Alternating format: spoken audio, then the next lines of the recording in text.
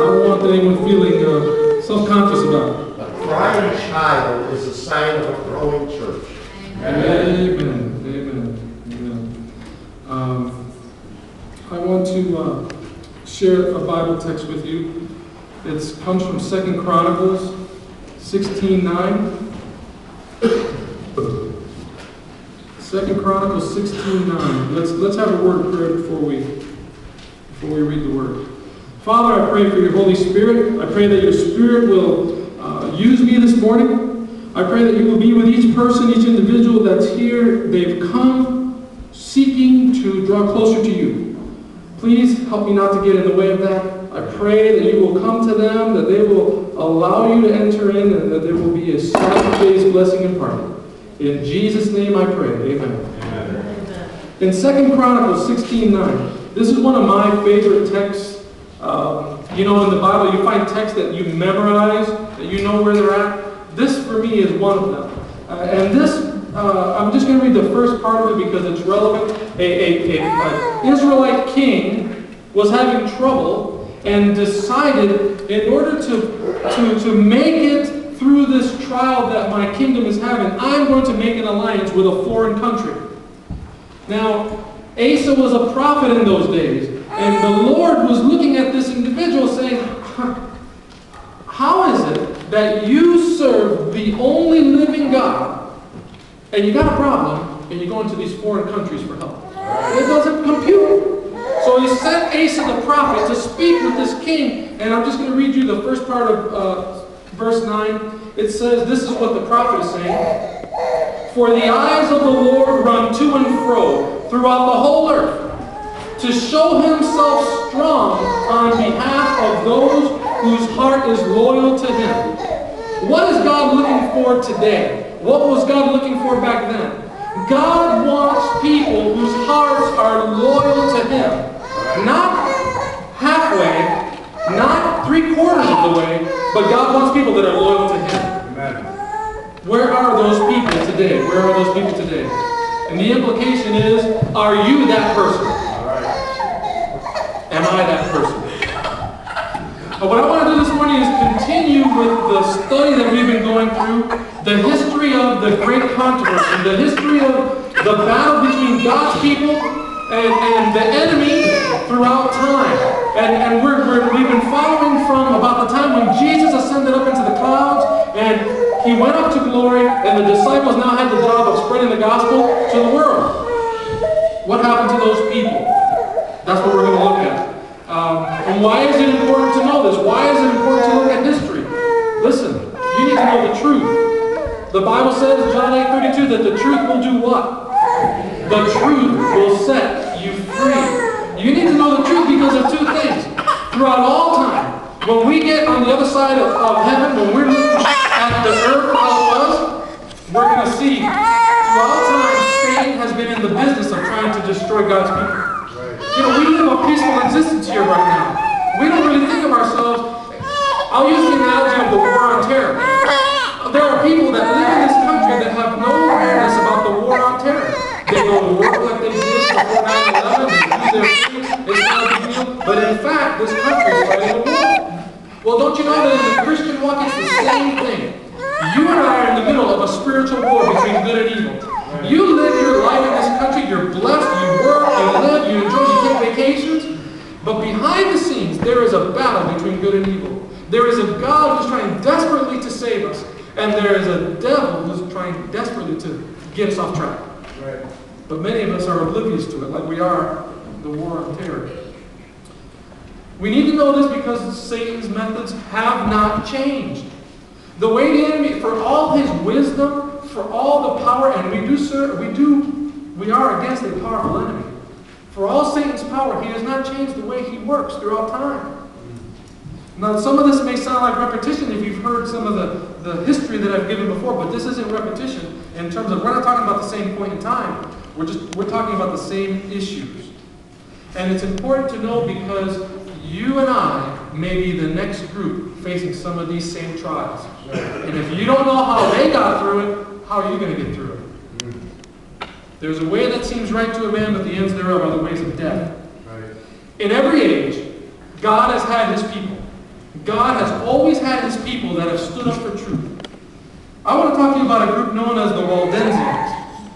Now, if you've read anything of church history, and I've done, I've been doing research on different sites, different books. One book that I recommend is The Great Controversy, but that's not big enough to cover all of history. But I just want to give a little caveat before I begin. If I'm going to talk about the history of the Waldensian people, I have to, it's just automatic that I have to talk about the Roman Catholic Church and their part that they played in this history. But here's something that I want you to remember. Anytime that you give the church the power to defend itself with civil power, anytime that you give the church civil authority, it's only a matter of time before that church begins to wield it and be heavy-handed with that power. Right. To the point where they'll persecute people that don't believe what they believe. It has happened without fail throughout time to not just the Catholic Church, to other denominations. If the Seventh-day Adventist Church, if there was a Seventh-day Adventist organization and the Emperor of Rome says, I'm giving you the power to defend yourself, I'm giving you wealth, I'm giving you authority, it may not have happened in a decade, 2 decades, maybe a century, but believe it or not, power corrupts. And so I want you to understand, as I'm talking about the Catholic Church in here and the part that they played in this history, I'm not putting down the church as if they're some evil group. I am telling you that they succumbed to being given this power. And that can happen to any group. I just want to make sure you understand that. Let me talk to you a little bit about the Waldensians. It's interesting, as I was trying to look up the history of these people, it's hard to find history on the Waldensian people. Now, some say that that's because there was an attempt made to erase their existence. They say that the Waldensian people traced their beginnings all the way back to about 700 AD, after the death of Christ, about 700 years afterwards. But the official books, the history books, say that they began sometime around the 1100s. So we're going to go with that that was the one that I had the most evidence for. Around 1160 in France, there was a man by the name of Peter Waldo. Now, Peter Waldo was a very wealthy man. He became a Christian. And he became a Christian, and being a wealthy man, he was able to get a copy of the Bible. And so he began to study the Bible, and this man became strongly convicted. He became so convicted that he began to not only believe it, but also tell people about what he had learned. So here's this wealthy man, he's beginning to preach, and if you could sum up the tenets of his faith, they would surround 2 things. Number 1 is a life of simplicity, a life of poverty for the Christian. Because he compared it to how Jesus and the disciples lived when they were on the earth. And also this sola scriptura, means the Bible and the Bible alone as the sole rule for the Christian. These were the 2 points that he would really be known for and preach about. He actually gathered quite a following of people.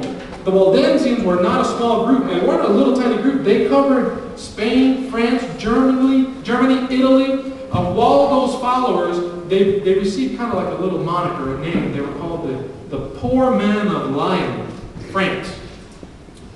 And these people who believed him became lay preachers. He would preach things. If you're going to believe what I'm preaching, you can't just sit in the pew and absorb it. You got to do something with what you just heard. Right. So Waldo's, the Waldensians, became a very evangelistic group of people. They preached the word. They would tell people the truth. Well, something happened. You see, Peter Waldo found himself, he was a faithful Catholic.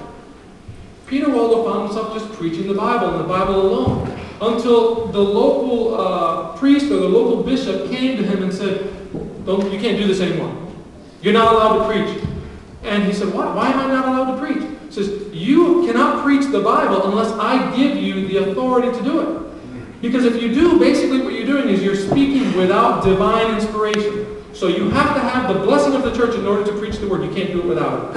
Well, Peter Waldo, again, he was a wealthy man. He was a self-made man. You're not going to just bully this person. He says, I can't just do that. So let me give you a timeline, some historical years, some numbers here. In 1179, Waldo went to Rome with some of his people to meet the Pope, Alexander III. And the issue was two things. Number one is, I am being told I can't preach the Word. I'm a faithful Christian. I'm being told I can't preach the Word. And also there were some doctrinal issues that as he was studying the Bible, he found that the church, the mother church, wasn't really sticking to what the Bible taught. And so after his audience with the Pope said, my ruling is that you do what the priest tells you to do. You are not allowed to preach without permission. The lay people cannot preach without permission. They need the divine inspiration of God, and we are the only ones that can give it. So, Peter Waldo said, I can't accept that. Now, I told you there were two issues. One was preaching without the approval of the clergy, but the other one was doctrinal issues that the Waldensians came to have against the church.